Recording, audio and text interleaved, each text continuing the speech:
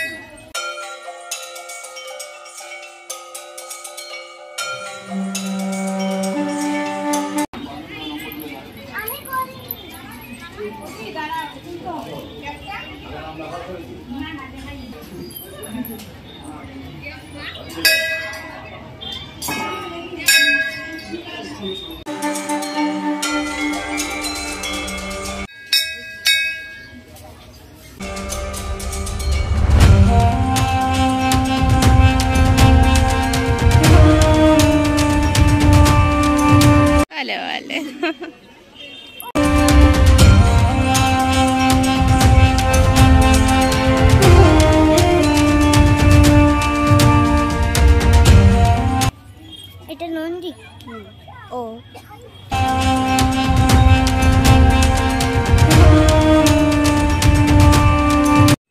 আমরা পুজো টুজো দিয়ে নিয়ে সামনেই একটা মিষ্টির দোকান ছিল, তো সেখানে ব্রেকফাস্টটা করে নিলাম। ওখানে ওই কচুরি তরকারি, তারপর একটু দই মিষ্টি এগুলো আমরা খেলাম।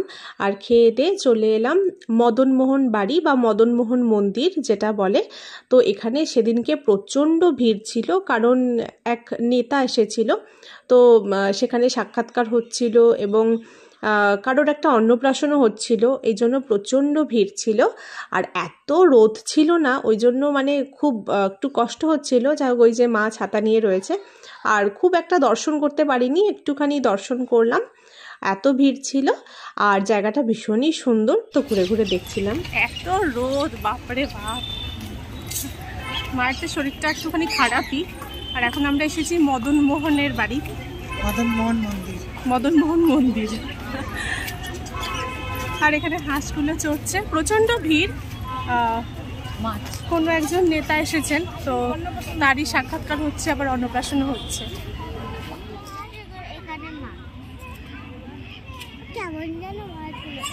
ওই ভান্ডারটিকুড়ির মন্দিরে যেমন সেরকম। আর ওইখানে হাঁসগুলো চড়ছে, হাঁসগুলো জলে জলে আঁকা বাঁকা রকমের। মদনমোহন মন্দিরের সামনেই একটা খুব সুন্দর দিঘি ছিল, তো দিঘির সামনে একটু টাইম স্পেন্ড করছিলাম। আর এত রোদ ছিল, তারপর আমাদের যাওয়ার কথা ছিল কোচবিহারের রাজবাড়িতে। তো রাজবাড়ির সামনে দিয়ে আমরা গেলাম, কিন্তু আর নেমে ভেতরটা দেখা হয়নি, কারণ প্রচণ্ড রোদ ছিল আর তখন না খুব কষ্ট হচ্ছিল রোদে। আর ওই জন্য রাজবাড়িটা ভেতরে ঢুকে দেখা হয়নি, বাইরে থেকে দেখলাম। আর তারপরে আলিপুরদুয়ারে একটা খুব সুন্দর বাঙালি রেস্টুরেন্ট ছিল, নাম 16 আনা, যেখানে এই যে বড়লি মাছ দেখছো আর ইলিশ মাছ তো খাই, কিন্তু বড়লি মাছটা আমি কোনোদিনও খাইনি, যেটা নর্থ বেঙ্গলের স্পেশাল। তো সেই বড়লি মাছও একটু ট্রাই করলাম।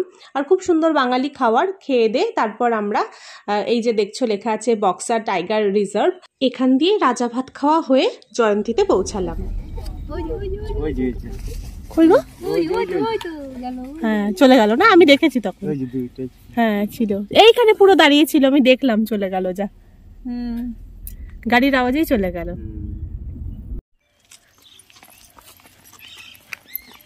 চলো, মানে অনেকক্ষণ, পুরো দুপুর হয়ে গেছে। এইবার আমরা এসেছি, মানে একটুখানি সানসেট হওয়ার পালা। এখন আমরা এসেছি জয়ন্তীতে। আর সামনে আমি দেখতে পাচ্ছি, তোমাদের একটু পরেই দেখাবো, এত সুন্দর একটা ভিউ, খুব সুন্দর লাগছে দেখতে। তুই সামনের দিকটা দেখাও, দেখো পাহাড়টা কত সুন্দর লাগছে। আর আমরা লাঞ্চ টাঞ্চ করলাম, লাঞ্চ টাঞ্চ করে তারপর এখানে এলাম রাজা ভাত খাওয়া হয়ে। কি রাজা ভাত খাওয়া? হ্যাঁ, এখানে একটা জায়গা আছে রাজা ভাত খাওয়া। রাজা ভাত খাওয়া? খাইনি। দুটোর আগে বসে ভাত খেয়েছিল, দুটোর আগে একসাথে বসে ভাত খেয়েছিল। বাবা তখন থেকে ওই জায়গাটার নাম হয়ে গেছে আর তোমরা রানী। এই বাবা বলছে তোমরা রানী। জয়ন্তী একটা খুব সুন্দর জায়গা, যেটা জয়ন্তী নদীর সাথে ভুটানের পাহাড়ের সাথে প্রাকৃতিক সীমান্ত তৈরি করে। জয়ন্তী তার সমৃদ্ধ বৈচিত্র্যময় বন্যজীবন এবং বহিরাগত প্রাকৃতিক সৌন্দর্যের জন্যই কিন্তু বিখ্যাত। এটা ডুয়ার্সের one of the most famous tourist destination. সমস্ত এখানে নুড়ি মানে পাথর বালি দেখো পড়ে রয়েছে, মানে এখানেও জল থাকে, মানে বর্ষায় বোধহয় ওই দিক পর্যন্ত জল চলে যায়। এখন তো পুরো ড্রাই ওয়েদার হয়ে রয়েছে। আর ওই যে সব সাঙ্গ পাঙ্গ যাচ্ছে সামনে, আমি ভিডিও করার চক্করে একটুখানি পেছনেই পড়ে যাচ্ছি। দেখো সামনে এত সুন্দর ভিউ, অপূর্ব না? এটাই হচ্ছে জয়ন্তী পাহাড়। তো চলো সামনে নদী আছে, ওখানে যাওয়া যাক।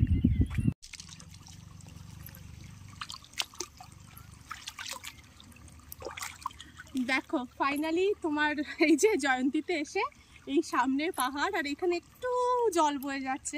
তো এইখানে একটু নেমেছি, অল্প জল বলেই নামতে পেরেছি, কারণ কালকে তোরসার জল এত স্পিড ছিল, মানে এত কারেন্ট ছিল, ওখানে তো নামা তো দূরের কথা, নামিনি, মানে পাড়ে বসে বসে একটু ছবি তুলেছি।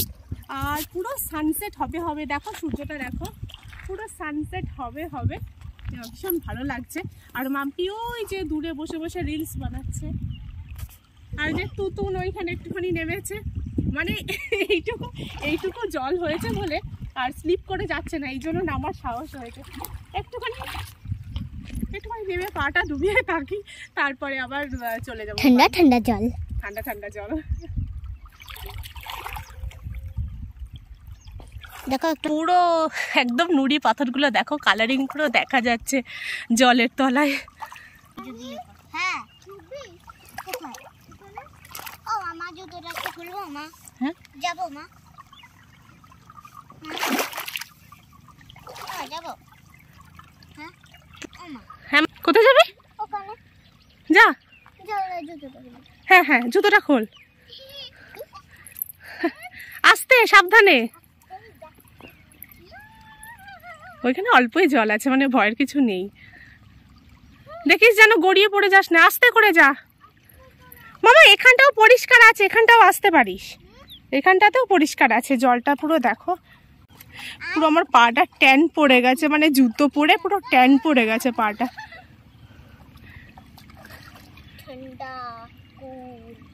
ঠান্ডা কুল, দেখিস পড়ে যাস না যেন।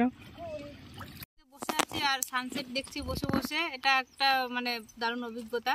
কারণ আমি যতবারই এসেছি ততবারই ওই সকাল সকালই এসেছি। আর এখানে যত মানে কি বলবো, হোমস্টে বলো বাড়ি ঘর বলো, ওগুলো সব তুলে দিচ্ছে। এটা পুরো কোর এরিয়া, মানে ওই ব্যাঘ্র প্রকল্প করবে বলে। আর এদেরকে ওই টাকা প্লাস কোয়ার্টারের মতো করে ঘর করে দিচ্ছে, ওই হাসিমারা বিন্নেগুড়ি ওইদিকে, মানে অনেক জায়গায় কয়েকজনকে ওরকম করে রেখেছে। তো ওটাও খুব সুন্দর দেখতে। ওই যে হোমস্টেগুলো যে আছে, রেস্টুরেন্টগুলো আছে, ওগুলো সব ভাঙতে হবে, এটা আর খারাপ পেছন লাগছে। দিকে হ্যাঁ, মানে এখনো যে কটা রয়েছে দোকানপাট, সেগুলোও শুনছি যে সেগুলো উঠে যাবে। হ্যাঁ, পুরোটাই ব্যাঘ্র প্রকল্প হয়ে যাবে। তো তারপর হয়তো ওই সাফারি টাইপের হয়ে যাবে, মানে সাফারি করে ওই রাজাপাটখাওয়া থেকে সাফারি করে এখানে ঘুরে টুরে আবার যেতে হবে, মানে তখন জঙ্গল সাফারি হয়ে যাবে ব্যাপারটা। এখন তাও মানে দেখলাম যে বাইকে করেও মানুষ আসছে, লোকালয় ব্যাপারটা আছে, মানে কম জনসংখ্যা হলেও বাইকে করেও আসছে, অটো করেও যাচ্ছে, কার তো রয়েছে। আর আমাদের হরিণ দেখতে পেয়েছিলাম একটা, মানে আমি যখন গাড়িতে স্পিডে চলে আসছি হরিণটা দেখতে পেয়েছি, দুটো হরিণ দেখতে পেয়েছি, বাট যখন মানে ব্যাক করলো তখন ওরা তো আওয়াজে এমনি করে দেখলো, দেখে ভিডিও করতে করতে ওরা চলে গেছে। এখন তো মানে এত সুন্দর লাগছে কি বলবো, মানে চারদিকে পাথর, মানে এই পুরোটাই জল থাকে না মাঝে মাঝে, এই যে দেখছো না, মানে নিচু যে জায়গাগুলো সেগুলোতে পুরোটাই জল থাকে। এখন তো অল্প একটু জল রয়েছে, ওই জন্য একটু নামার সাহস করলাম। ওইখানটাতেই থেকে যায়, এতটা আসতে হয় না। হ্যাঁ ওইদিকে অনেকটাই এসছি আমরা হেঁটে, তো ভালোই লাগছে। আর একটা ইচ্ছে ছিল যে ওকে নিয়ে একবার আসবো, এইদিকে আসলে ওর কথা মনে পড়বে যে জুইকে নিয়ে একবার আসবো। সেটা মানে আমার জল টল এসব দেখলে আমার খুব ভালো লাগে, মানে তোরসার পারেও কালকে আমি ও বলছে অনেকক্ষণ- বাড়ি চলো আমি তো ছবি তুলেই যাচ্ছি, ভিডিও করেই যাচ্ছি। তোমার সমুদ্র খুব ভালো লাগে। হ্যাঁ, সমুদ্র জল মানে ভালো লাগে, জলপরি, তোর মা জলপরি হয়ে মানে গেছে। ভালো লাগে ওর পারে, মানে মনে হয় অনেকক্ষণ সময় আমি কাটিয়ে দিতে তোর মা পারবো। মারমেড একটা ড্রেস পরিয়ে দিয়ে সমুদ্রে নামিয়ে দেবো, তো জলপরি হয়ে সাঁতার কাটবে। পেতনি পড়ি। তো ওই যে সানসেট দেখো Sunset টা কি দেখা- সুন্দর কালার হয়েছে। খুব সুন্দর লাগছে সানসেটটা। ওই দেখো পুরো সানসেট হচ্ছে, মানে অনেকটা ডুবে গেছে আর একটু বাকি রয়েছে। সানসেট হচ্ছে আর মুনটা কই, এখানে মুন আছে মনে হয়। ওই দেখো পুরো ডুবছে। যখন বিকাল হবে তখন কখন মুন দেখ আস্তে আস্তে নামছে, দেখ দেখতে পাচ্ছিস? নামছে কতটা দেখি, পুরো এখনই নেমে ডুবে গেল যাবে। তো নেমে গেল, আবার নামবে দেখ। হ্যাঁ, এই এই যে হচ্ছে হালকা হালকা হচ্ছে। এই গেল। 1 2 3 4 5 5 6 7 8 9 10 যা হয়ে গেল সূর্যাস্ত। ঠিক আছে, এবার তো বাড়ি। হ্যাঁ, এবার যাবো একটুখানি বসি, আর একটুখানি বসে তারপরে বাড়ি যাবো। আর মার একটু শরীরটা খারাপ হয়ে গেছিল বলে মাকে, হ্যাঁ মানে মা কোচবিহারটা দেখেছে, মানে কোচবিহারে মানে একটুখানি ওই কোথায় বানেশ্বরের মন্দিরে পুজো একটুখানি দিলাম, তারপরেই মাকে বাড়িতে দিয়ে এসেছি, তারপর আমরা একটুখানি এলাম। এবার আমরা বাড়ি চলে যাব আজকের মতো। টাটা, তোমরা ভালো থেকো, আর ভিডিওটা যদি ভালো লাগে তাহলে লাইক করে দিও, শেয়ার করে দিও। টাটা।